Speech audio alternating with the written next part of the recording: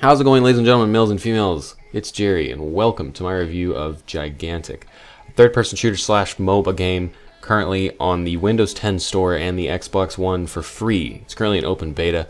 Very interesting game, very different from any game you've probably ever played. I know you're thinking, oh wow, another MOBA. But this game has actually been in development for a while. It's gone through a lot of ups and downs, but it's starting to come through.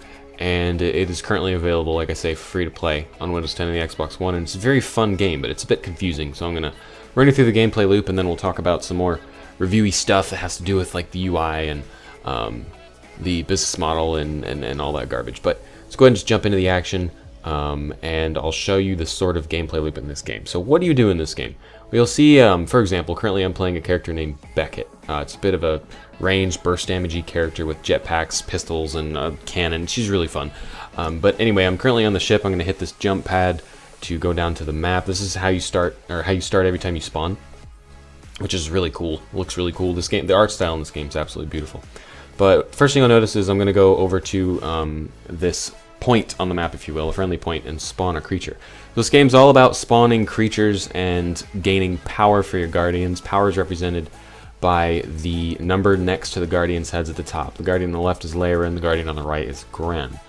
Three ways of gaining power are killing enemy players, killing enemy creatures, and collecting power spawns that actually spawn on the points, which will either be picked up manually or picked up by the creature that is spawned on them. So that's really the goal of the game, is just to power up your guardian. Once they get to 100 power, then they will go and attack the other guardian, dealing a little bit of damage. It just depends on how much energy that the guardian getting attacked has, because they'll have a certain amount of shields based on that.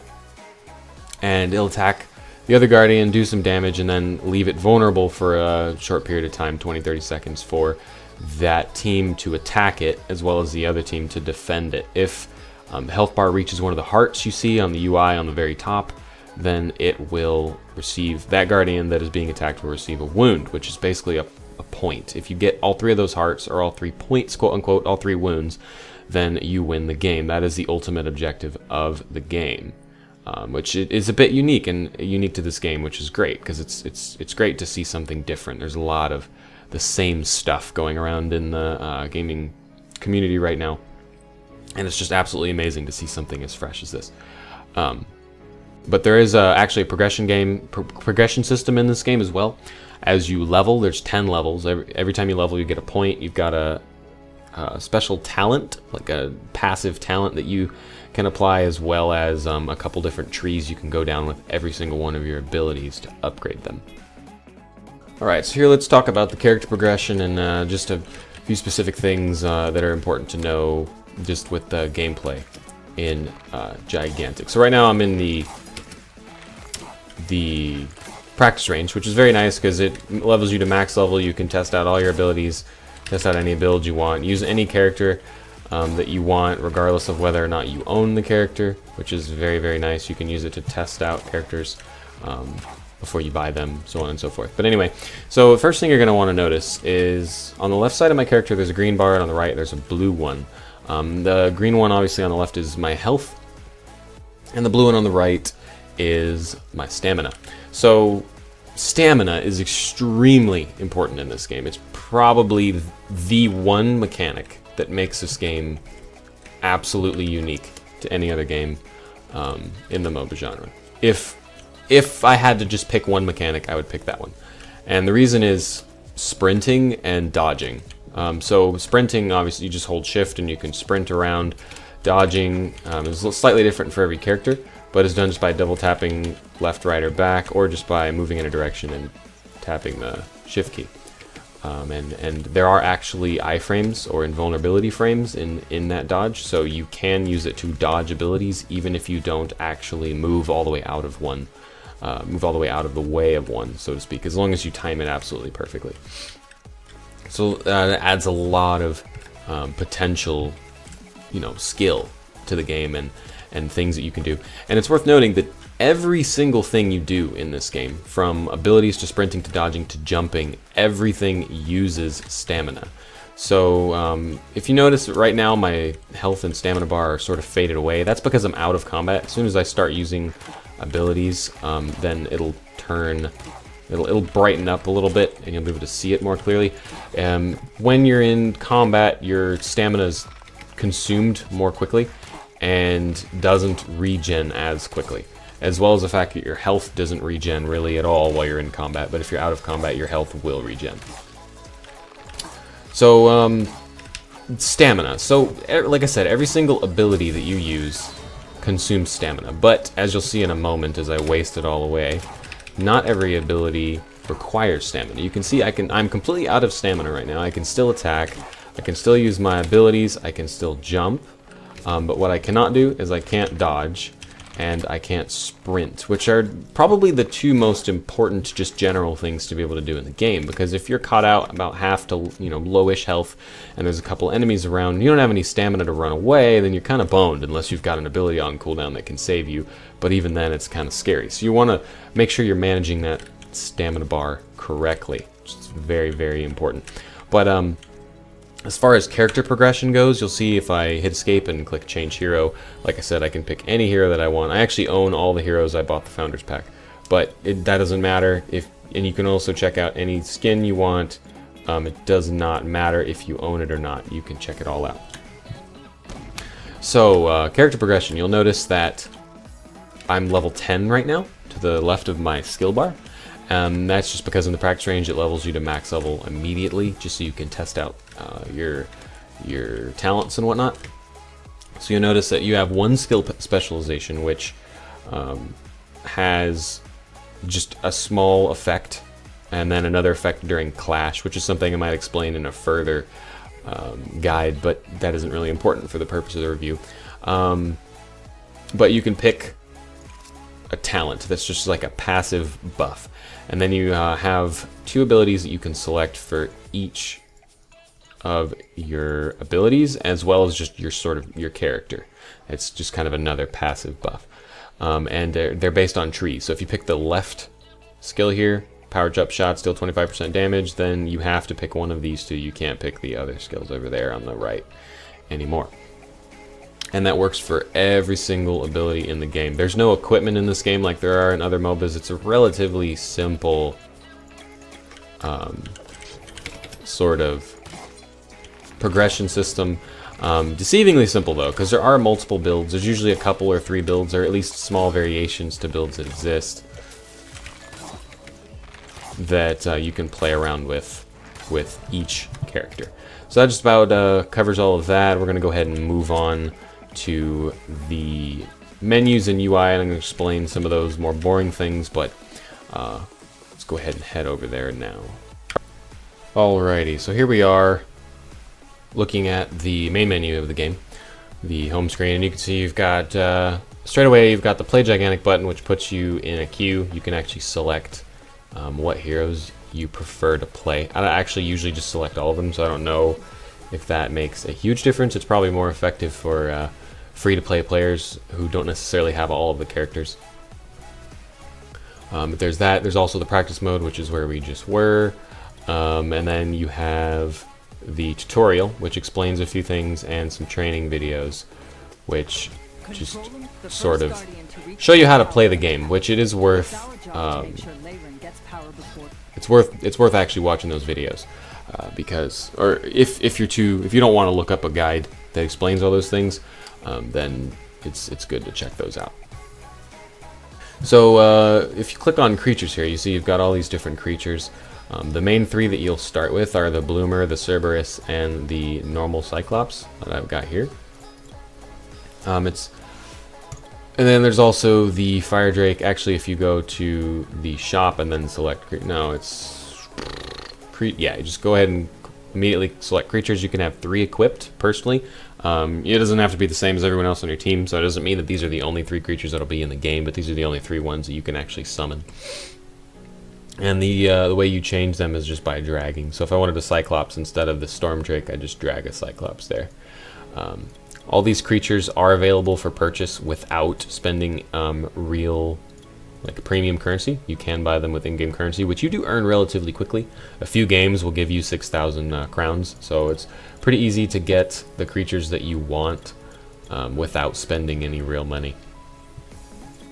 If you go over to the shop, then you can check out where you can buy rubies or you buy boosts to your account prestige or whatever. You can spend money on those things if you'd like. Excuse me. Or you can at the bottom, sort of bottom center here, you can click on heroes, and then this shows you all the heroes. It'll actually show you the costs. Like I said, I own all of these, so I can't tell you the cost. I can go ahead and just throw this on low to high, so you can see the cheaper characters to the more expensive ones.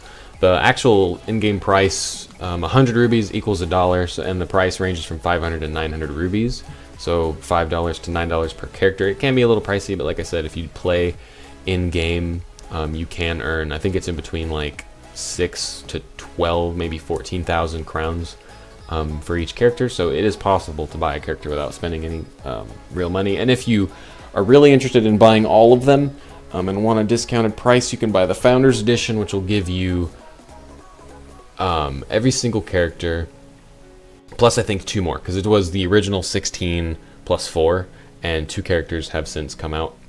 So there's a total of 18 characters currently. And if you were to do that, it would give you every single character, as well as a couple exclusive skins for a couple characters. For, I think the price was $40. And that's that. Also, there are fortune cards, which is sort of a cool little collection sort of thing here. So if you go to collections, I can actually look at badges I've earned, which are just like multi-kills or successfully upgrade a creature using your focus, or you get a badge just for doing different things in the game. And it's just a bit of a stat thing you can so you can keep track of, which is kind of cool. As well as medals, which are specific to characters. It's kind of like specific character prestige. Hero mastery, that's a good way of putting it. Should have just read that. And player medals, which again are similar to the badges, I guess. Just sort of a little progression system to keep track of that. It's sort of give you like achievements to work for. And then you've got fortune cards, which are sort of the collectible in this game.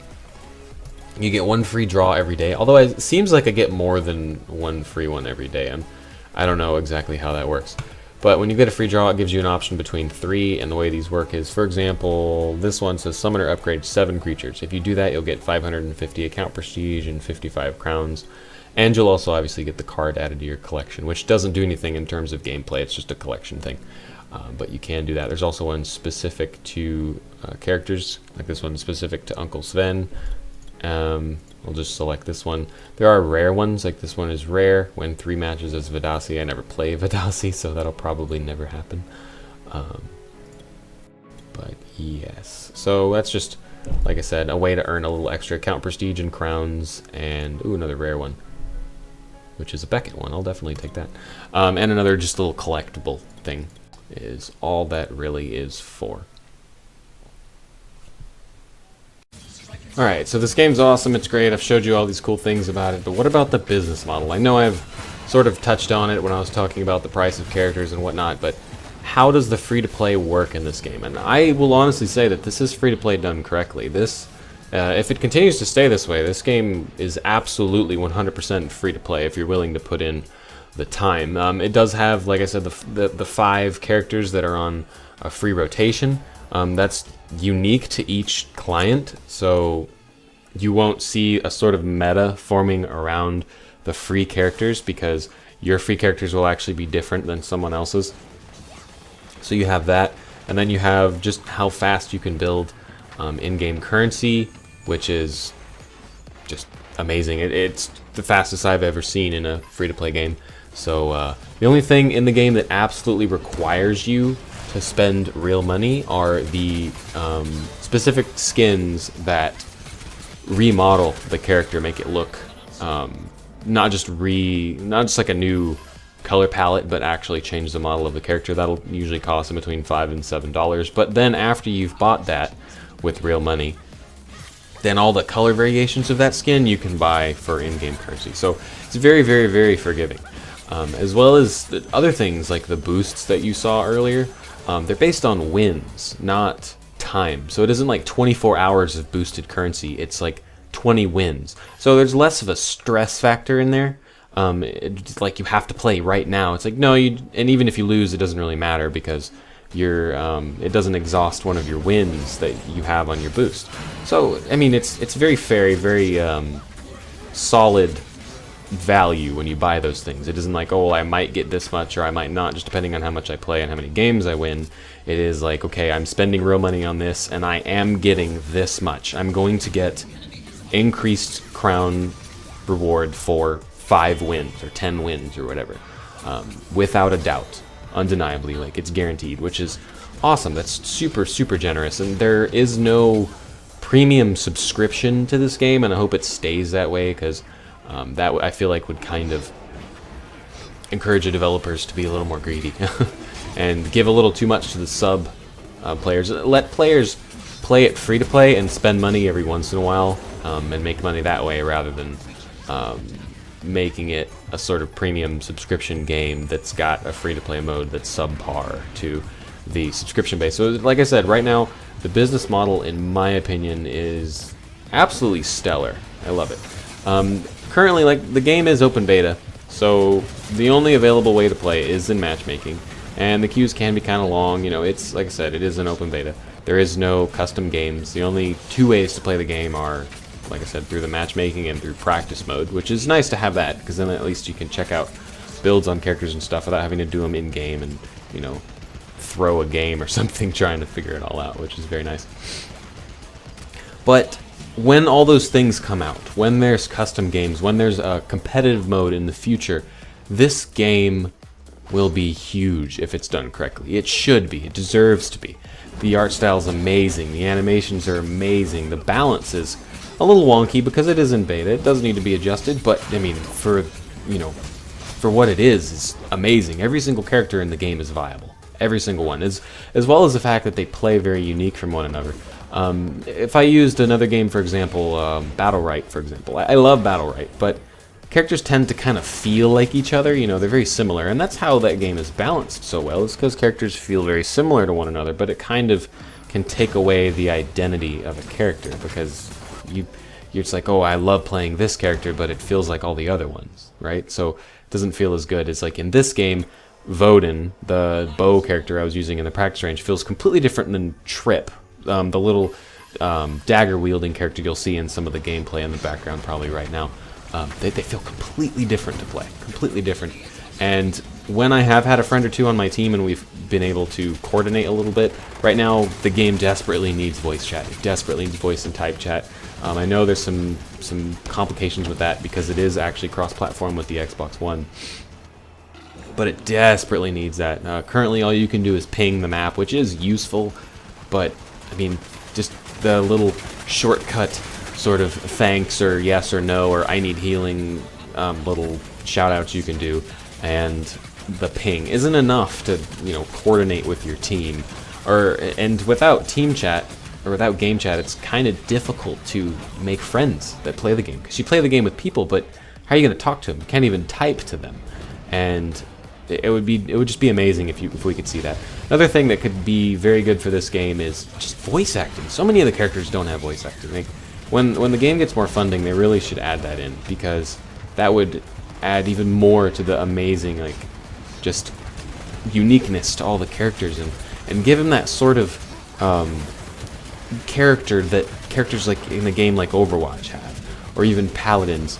You know, this game is just the best example I can think of ingenuity. This is so original. The gaming industry needs more games like this, and they don't all have to be MOBAs. I'm not specifically trying to target one genre. It's just these developers had an interesting idea that plays off of other genres, but they just did it so well. It's so fun to play, and I would 100% recommend it to anyone.